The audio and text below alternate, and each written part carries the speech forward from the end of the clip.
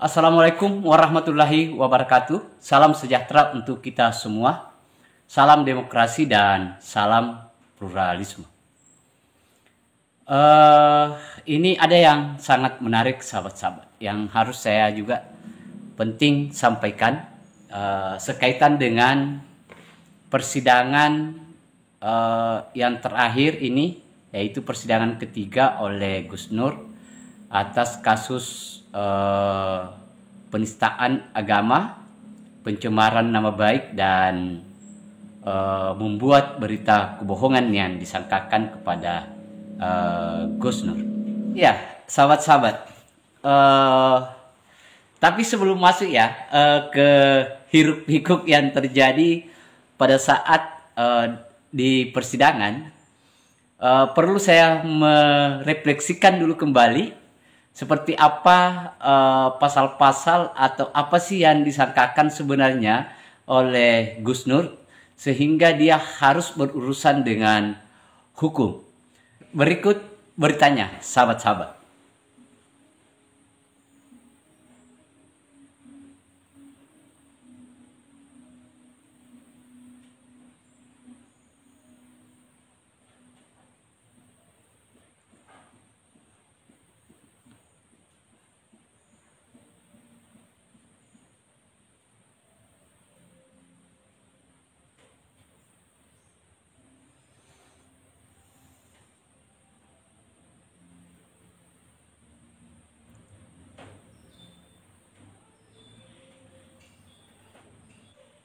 Nah, kenapa ini penting sahabat-sahabat? Karena sebelum melihat kondisi yang terjadi di proses persidangan, yang ada yang lucu, kemudian ada yang tidak sinkron, kemudian ada yang pertanyaannya melangit, saya hanya mau mempertegas saja supaya kita tidak mampu menyambungkan sebenarnya kasus awal, apa yang disangkakan, kemudian apa yang terjadi di persidangan, sahabat-sahabat. Yang pertama, kalau kita baca berita bahwa ternyata Gus Nur ini ada 3 persoalan yang disangkakan. Yang pertama adalah sekaitan dengan penistaan agama, kemudian ujaran kebencian, kemudian dan yang ketiga adalah sekaitan dengan penyalahgunaan atau penyebarluasan berita itu melalui informasi dan teknologi. Nah, saya kira 3 inilah yang menjadi fokus dakwaan yang saya kira pengacara Gus Nur dia harus berjuang di 3 itu. Bagaimana membebaskan Gus Nur dari tuntutan yang ketiga, pasal yang disangkakan kepada Gus Nur. Oke, sahabat-sahabat, berita yang tadi itu adalah berita yang saya mencoba mengingatkan lagi kembali sekaitan dengan hal-hal apa saja yang disangkakan kepada Gus Nur. Nah, sekarang saya akan masuk kepada menyampaikan kepada sahabat-sahabat seperti apa kondisi yang terjadi pada saat persidangan sehingga persidangan ini kelihatannya lucu, kemudian apa ya, keluar dari konteks, sehingga semua orang itu tertawa karena dianggapnya mungkin lucu, tetapi bagi saya itu bukan sesuatu yang lucu. Nah, ini dia videonya, sahabat-sahabat. Mari kita saksikan sama-sama. Kalau saudara tidak tabayun ke Pak Jokowi, kenapa saudara kok menekankan kepada terdakwa itu tabayun? Kan saya bilang tadi, saya sudah melihat, ya kan, itu asumsi saya. Asumsi ya? Bahwasanya sebentar, asumsi ya? bukan. Ini tadi kata tadi bilang asumsi. Perlu minum nggak dulu? Kalau perlu minum dulu biar tenang. Asumsi ya? Enggak, gitu. Mana saya mesti tahu maksudnya, coba. Ya kan, kenapa harus kita udah ada di luar konsultasi gubernur presiden, ya? Ya. terus dengan ada penjelasan bahwasanya ada yang lagi itu ada lagi lah. Saudara tahu nggak Bupati Simalungun? Tidak tahu. Nyalon gubernur dia ketahuan jasanya palsu. Saya tidak tahu. Tidak tahu, itu ada faktanya. Jadi kasih tahu waktu bupati dia berjasa jadi bupati, waktu gubernur ketahuan Kan sudah jadi presiden. Dulu Ya, jalan bisa kota, gitu. gubernur, Iya. presiden. Saya kasih tahu aja, saya lagi ke pertanyaan selanjutnya. Sekarang ke terdakwa ini saudara. Siap. Kalau saudara kan cuma asumsi tadi karena nggak lihat langsung. Terdakwa ini sudah melakukan proses penelaan melalui teknik wawancara dan keluar bukunya. Saudara tahu nggak buku Jokowi Undercover? Dia itu sempat viral. Sempat baca nggak di dalamnya? Tidak. Jokowi Undercover 1 baca nggak? Enggak. Jokowi Undercover 2 baca nggak? Enggak. Nah, yang selanjutnya saudara juga perlu tahu. Saudara tahu nggak nih si terdakwa Bambang Triworo itu menggugat ketidakabsahan ijazah itu untuk mendapatkan keyakinan publik dan seluruh rakyat Indonesia tentang keberadaan ijazah benar atau tidak terdaftar di Pengadilan Negeri Jakarta Pusat? Saya dapat info. Dapat info? Dapat berita dari media sosial. Saudara kemudian beri dukungan nggak untuk memastikan bahwa benar atau tidak dengan gugatan saudara terdakwa ini? Kan habis itu dicabut. Enggak, waktu pertama saudara tahu kasih dukungan nggak? Enggak ya. Jadi dukungannya khusus untuk polisi biar ngejar dia ya. Kalau untuk membuktikan ijazah asli atau tidak enggak saudara dukung ya. Pertanyaannya terakhir. Jatuh terus ya. Jatuh terus. Terakhir aja jangan dijawab lagi. Ya saya sudah selesai kasih apa lagi juga untuk yang lain. Ya gimana? Bapak Nisa bicara seperti itu artinya itu terlalu menjustifikasi. Nah asumsi itu asumsi. Ya. Terakhir saudara ini biar selesai saja saya. Ya, Bapak Nisa. Ya. Saudara ini sudah menjadi terdakwa. Saudara punya empati tidak? Oh ternyata dukungan saudara kok dampaknya jauh. Atau bahkan saudara bangga dan bahagia, atau bersyukur, atau sujud syukur setelah tahu kasus ini naik. Saya ingin Bangga. Terkait tidak akhir sampai di sini. Kalau kita lihat di komen-komen itu semua orang itu senang loh kalau Gus Dur itu masuk buyuran juga ya. Artinya semua kita di dalam hari ini sebelum melakukan hal-hal yang sifatnya itu personal membenci orang, ya kan, harusnya kan diproses dulu lah. Gitu. Iya, saudara juga hanya protek dulu tadi ya. Oke, cukup. Anda prihatin. Terima kasih, Pak Hakim. Ada lagi? Masih ada? Ya, terima kasih. Mana ini? Saudara saksi, siap. Tolong diperjelas.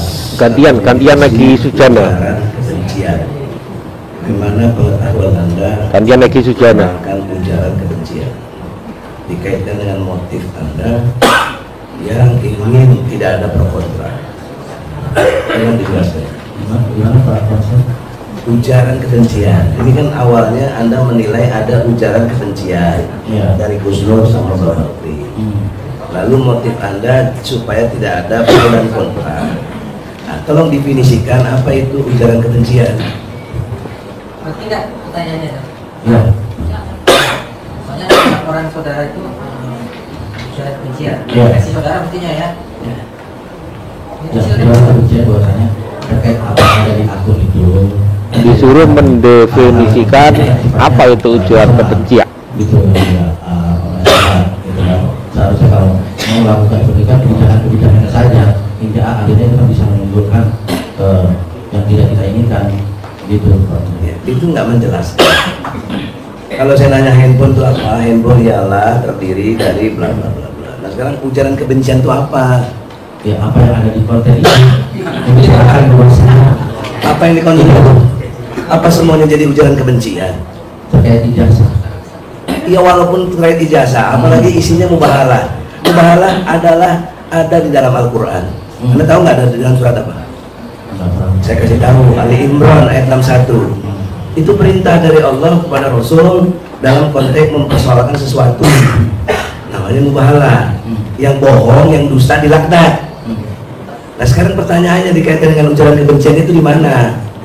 Apa dan di mana dan bagaimana? Coba jelaskan. Iya, apa yang menjadi persoalan? Ya, kembali lagi apa yang sesuai dengan yang ada dalam soalnya. Iya, ujaran kebencian itu apa? Anda nggak ngerti berarti. Saya ingin jelaskan. Ujaran kebencian adalah ada sebuah fitnah. Ya, fitnah apa? Fitnah itu nggak sesuai dengan fakta. Ya, ini bila tidak sesuai dengan fakta. Iya, berarti fitnah. Iya. Padahal baru mau diupayakan benar tidaknya lewat mubahalah. Kan belum ketahuan apakah fitnah atau tidak. Iya, maksudnya. Oh, udah bilang ujaran kebencian. Ya. Gini ya, saya kenai. Kalau Pak penasihat hukum, Ya. mungkin latar belakang saksi berbeda dengan Anda dan profesor ya. Ah. Saksi ini pedagang nasi, disuruh Saksinya pedagang nasi. Jadi ini loh, Nah, itu aja gitu deh. Pak itu tanya nggak, saudara tidak yang ditanya Ya, kalau saya mengerti. ya Oke, apa? saudara Iya. tahu, kalau tahu siapa? Oke, sahabat-sahabat. Oke ya. Ini sangat menarik sahabat-sahabat ya. Kegaduhan yang terjadi di dalam persidangannya Gus Nur ini. Yang sampai-sampai hakimnya itu menegur pengacara Gus Nur karena Gus Nur mencoba